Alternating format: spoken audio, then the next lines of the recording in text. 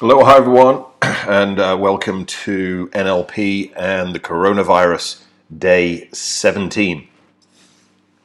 Thank you for joining me, and also thank you for those people that commented and have sent me personal messages about the value of the last two lives that I've done around using NLP and Talmud therapy, mental emotional release, and Huna to enable us to maintain our mental, emotional, and physical well-being during this really troubling and challenging time.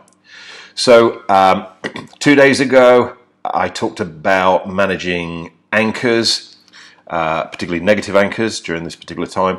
And a number of people said, I think I've inadvertently created negative anchors with my partner or my children or whatever. What do I do?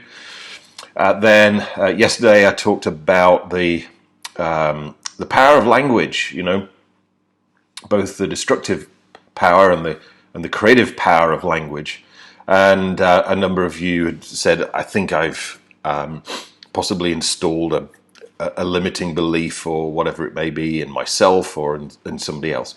So what I'm going to take you through today is a very quick, very rapid technique that will enable you to collapse a negative anchor for yourself or somebody else, and also to literally blow out a limiting belief in yourself or somebody else.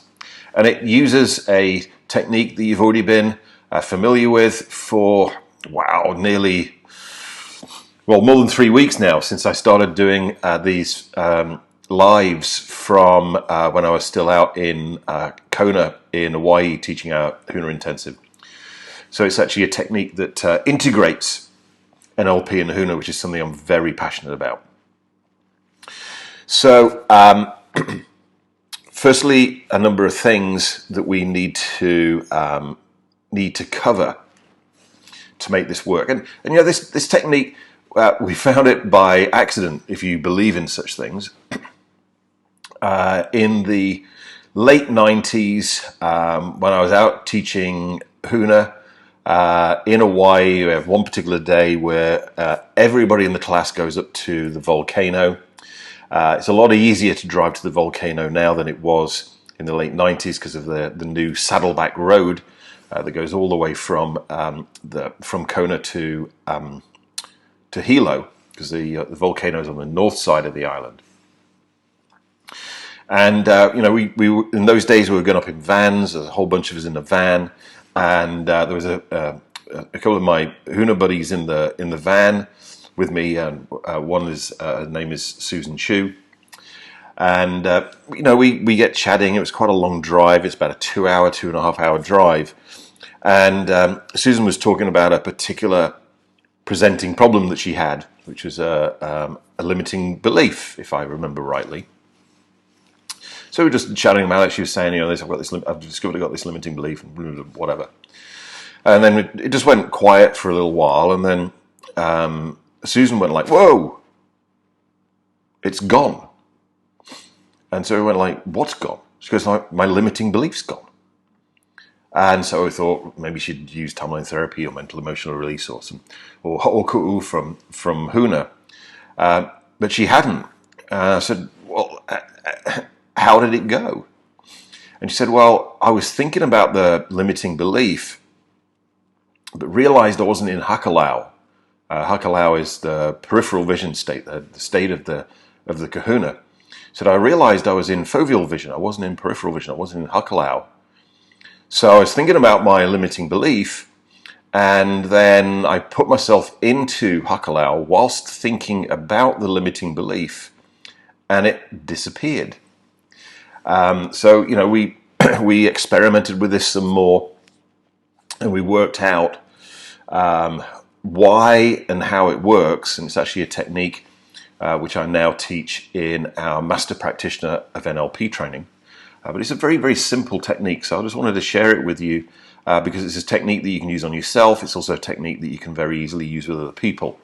And many of us are in lockdown, either on our own or with family, partners, etc. So here's a little bit of theory. So here's a glass of sparkling water, Pellegrino, my favorite sparkling water. And for this glass of water to exist, it has to have a boundary around it. There's a boundary that separates this glass of water from the rest of the universe. So what you've got is you've got a boundary that defines the glass of water. So inside that boundary, you've got the glass of water, and outside of that boundary, you have the rest of the universe, or everything that glass of water is not, which of course, the glass of water is finite, but everything in the universe that this glass is not is infinite, okay? If that boundary didn't exist, then the glass of water wouldn't exist, because it would disappear and dissolve back and become one with the rest of the universe. So for something to exist requires the existence of a boundary. So if we translate that to our neurology, our nervous system, for a negative anchor to exist, as in, whenever I look at that person, I feel bad, or whenever I get up in front of an audience, I feel nervous, or when such and such a person speaks to me in this tone of voice, I feel bad or I feel stressed, then there is the existence of a negative anchor, which must mean or must presuppose the existence of a boundary in the nervous system. For a limiting belief to exist, like the one I mentioned that I had previously, I'm not good enough. For that to exist, there has to be a boundary that defines I'm not good enough and the rest of the nervous system or the rest of the unconscious mind. If those boundaries didn't exist, the negative anchor would disappear and the limiting belief would disappear. So that's the first theory. And, we can take our nervous system or our neurology as being pretty, as near as, damn it, infinite. It's been estimated in our neurology that we have 10 to the power 10 to the power 11 neurological connections in our nervous system right at this point in time. That is the number 1, followed by 110 zeros. That's more neurological connections in your body right now than there are grains of sand on the planet. That's not just your favorite beach. That's every desert and every beach on the planet. More neurological connections in your body right now than there are grains of sand on the planet. More neurological connections in your body right now than there are stars in the known universe. And that's not just the ones that you can see with the naked eye. That's the ones that you can see with the most powerful telescopes. If we were to take a regular piece of paper, I haven't got any paper, but here's an envelope, let's say like a regular piece of paper, and we were to create a stack of paper with 101 followed by 110 zeros, pieces of paper stacked up on top of each other. The top of that stack of paper would be outside of the orbit of Pluto. That is a lot of paper. And that's how many neurological connections there are in your body right now. The number is mind-boggling. It's not infinite, but it's as close to infinite as we could possibly comprehend. And what we've got when we've got a negative anchor or we've got a limiting belief is we've got a part of that neurology, infinite neurology, that has a boundary around it, a boundary containing it. Just like the boundary that contains this glass of water. Yep. If that boundary were to disappear, the glass of water would disappear into the infinite universe, but equally the negative anchor would disappear into the rest of your neurology, and so would the limiting belief. It would disappear. So how do we make that disappear? And how does the state of Huckalau that I've been talking to you about a lot over the last few weeks, actually enables us to do this? What was it that Susan Chu accidentally, if you agree in those kind of things, discovered? Well, now we need to look at NLP, because this is an integration of NLP and Huna. There's something in NLP which is called submodalities. So the modalities are things like the pictures we see in our mind, the sounds we hear, the feelings we have, and our self-talk. Those are the major modalities, talking to ourselves. And a submodality is a quality of, or finer distinction in those major modalities of pictures, sounds, feelings, and internal dialogue or self-talk. And if we looked at visual, particularly, because this is what we want to look at, visual, then we've got, is it color or black and white? What's the location of it? Is it near or far? But also, we've got this submodality which is framed or panoramic. And the framed or panoramic submodality appears to actually be neurologically wired differently than the other submodalities.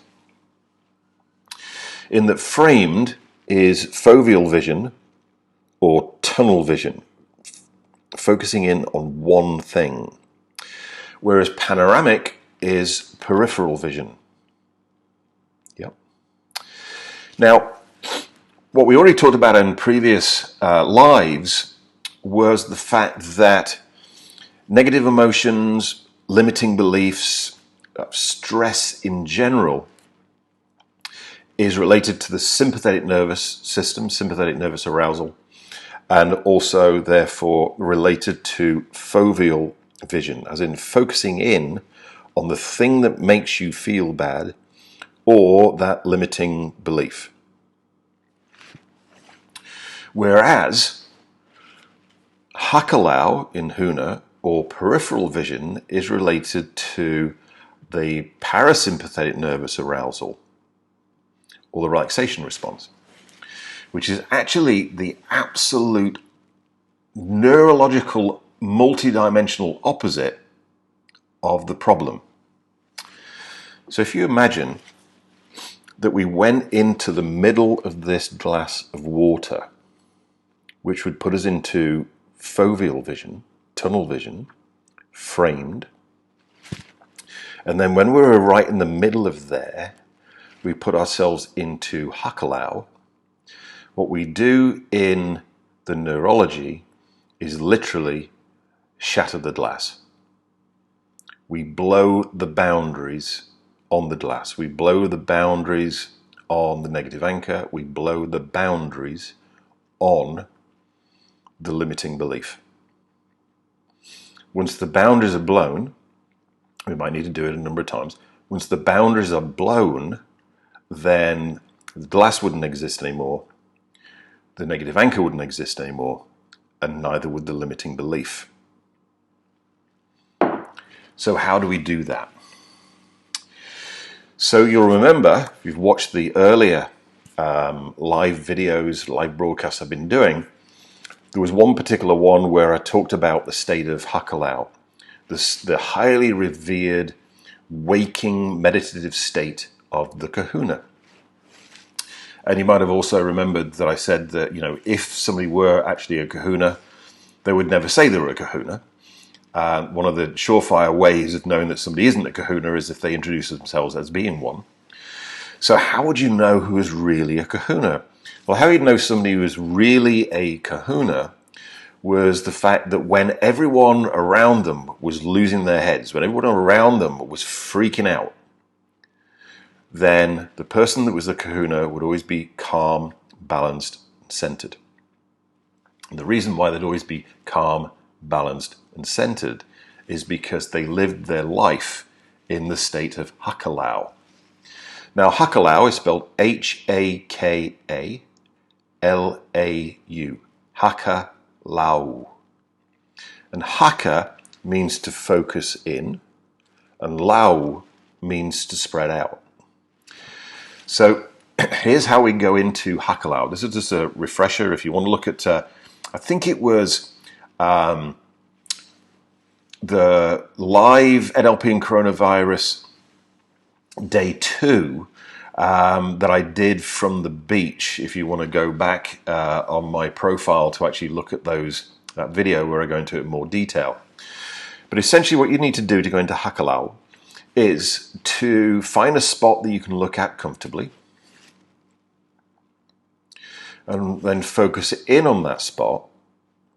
And whilst you're focusing in on the spot, move more and more of your attention into the periphery. So I'm just looking at the little green light on the camera on my MacBook Pro.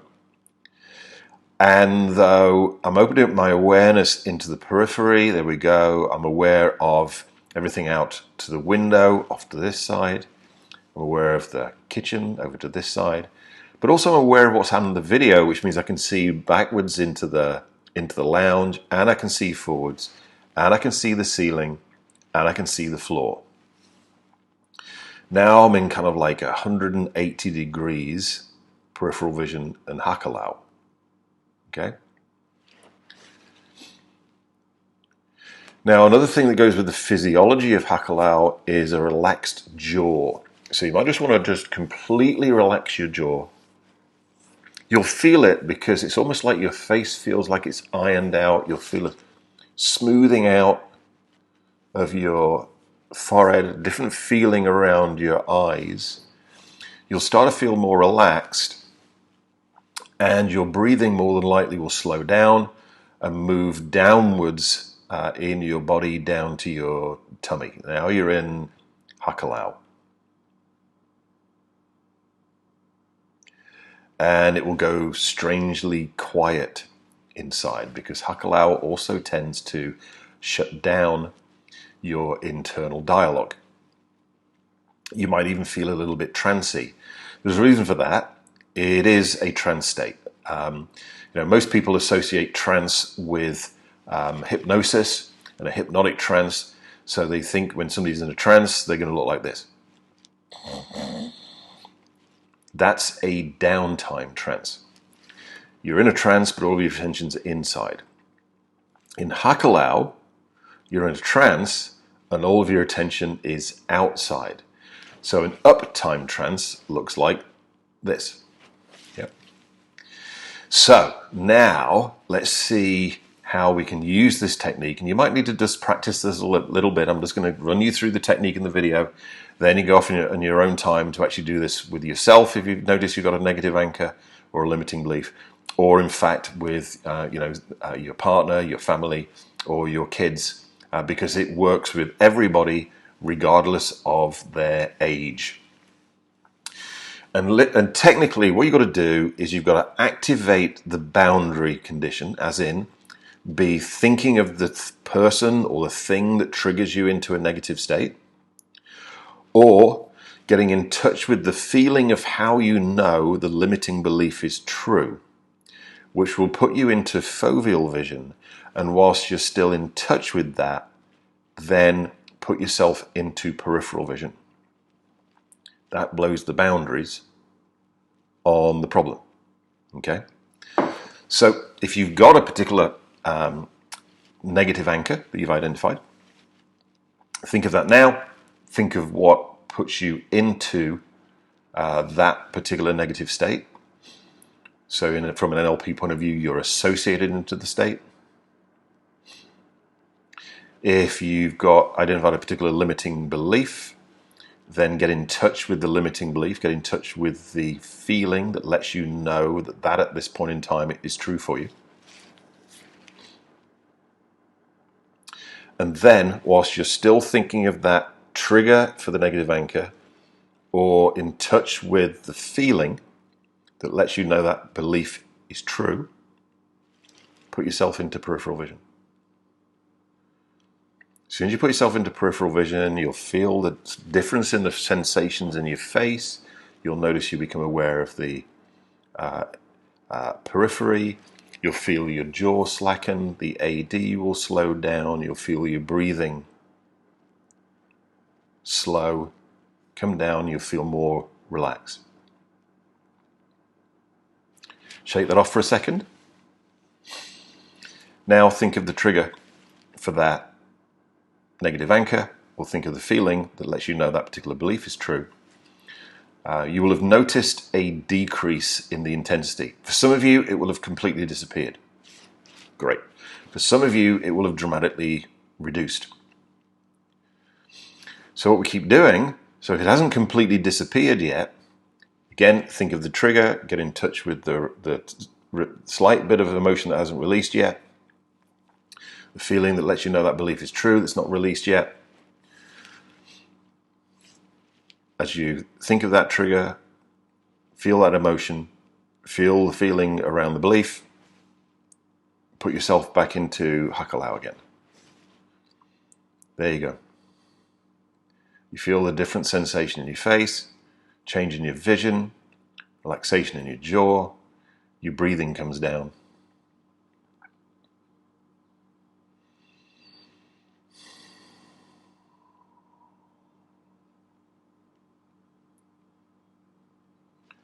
Then shake it off. And what you do is you keep doing that into the negative state or the limiting belief, putting yourself into Hakelau until it completely disappeared. The technique is actually as simple as that.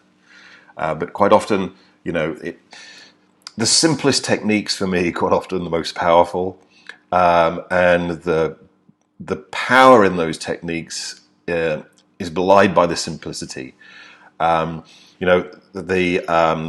Hakelau technique, or what we call neuro drivers, from an NLP perspective, and it is really a integration of NLP and the Huna, which is a passion of mine, is one of our go-to techniques when we work with clients in Fix My Mind, because it is so quick and it's so powerful. With that in mind, it just reminded me, tomorrow, by popular request, I'm being joined by my business partner in Fix My Mind, James Mellington, for episode 3 that he's doing with us, which is how do we literally neutralize negative thinking and how do we neutralize negative internal dialogue. So join me at the usual time, 7 p.m. British summertime, 6 p.m. or 1800 UTC on Facebook. But then if you're watching this on LinkedIn, it'll be the following day. If you're watching it on YouTube, it'll be the following day. If you're watching it on Reddit, on the NLP group, then it'll be the following day.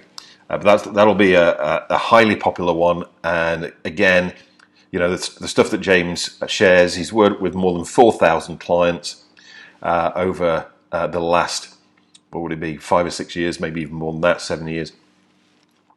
And tried and tested techniques that really, really work very, very quickly. So he's going to be joining me tomorrow. Hope this has been useful. If it has, please continue giving us feedback. I asked last night as well, and a number of you have commented that I really want to make sure that these lives that I'm doing for you are of maximum impact and maximum value. So if there are particular things that you're challenged with or struggling with at the moment, then leave us a comment, whether it be on YouTube or on Facebook or on LinkedIn or on the NLP thread on Reddit, and I'll make sure that we weave that into a future live broadcast for you. Wherever you are in the world, love you lots, and ahui ho.